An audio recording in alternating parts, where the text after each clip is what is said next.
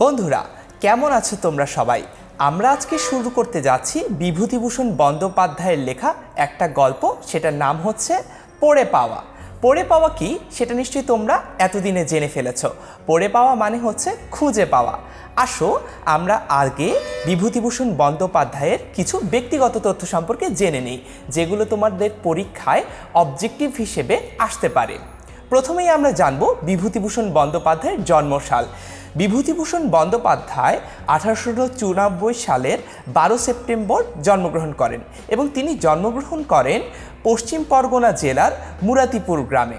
তার উল্লেখযোগ্য গ্রন্থ, বন্ধুরা, তার সবচেয়ে উল্লেখযোগ্য উপন্যাস হচ্ছে পথের পাঁচালী আর অপরাজিত। তাছাড়াও তার আরও দুটো উপন্যাস খুবই উল্লেখযোগ্য, সেগুলো হচ্ছে আরণ্যক আর ইছামতি।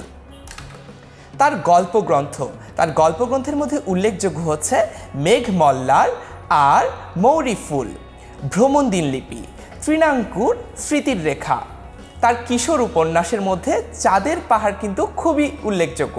তার মধ্যে আরও আছে মিসমিদের কবচ, হীরামানিক জলে। তার মৃত্যুর সাল, বিভূতিভূষণ বন্দ্যোপাধ্যায় 1950 সালের 1 নভেম্বর মৃত্যুবরণ করেন। বন্ধুরা, এই ভিডিও থেকে আমরা খুব সহজেই কিন্তু জেনে নিলাম বিভূতিভূষণ বন্দ্যোপাধ্যায়ের কিছু ব্যক্তিগত তথ্য। এই ব্যক্তিগত তথ্যগুলো আমাদের কিন্তু মনে রাখতে হবে। কেন?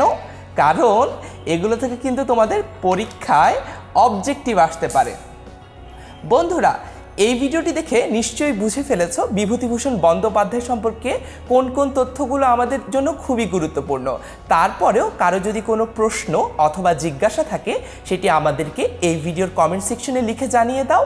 আমরা তোমাদের সকল প্রশ্নের উত্তর নিয়ে ফেরার চেষ্টা করব পরের ভিডিওগুলোতে। দেখা হচ্ছে তাহলে পরের ভিডিওগুলোতে।